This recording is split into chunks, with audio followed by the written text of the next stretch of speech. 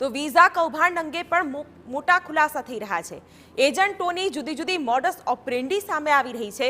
નકલી માર્કશીટ, નકલી સર્ટિફિકેટ, બેંકની ખોટી એન્ટ્રી, નોકરીની લાલચે વિદેશ મોકલતા હોવાનું પણ ખુલ્યું છે. વિઝા કન્સલ્ટન્સીની ઓફિસમાંથી મળી આવેલા તમામ દસ્તાવેજ બનાવટી હોવાની જાણકારી પણ સામે આવી છે.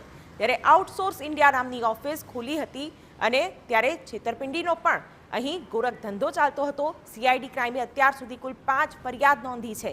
અલગ અલગ કેસમાં 4 આરોપીની ધરપકડ થઈ છે.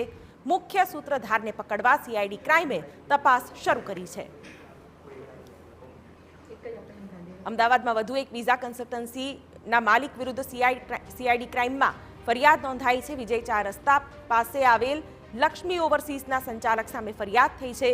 બનાવટી માર્કશીટ અને દસ્તાવેજ મળી આવ્યા છે. 7 mobile phone, 3 laptop, 5 hard disk અને 2 કોમ્પ્યુટર જપ્ત કરાયા છે.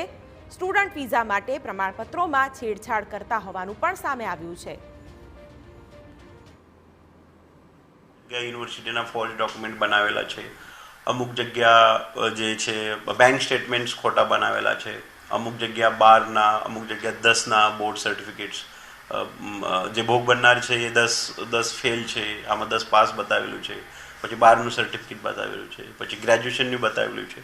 તો અમુક એજન્સીના અમુક અલગ અલગ એમઓ છે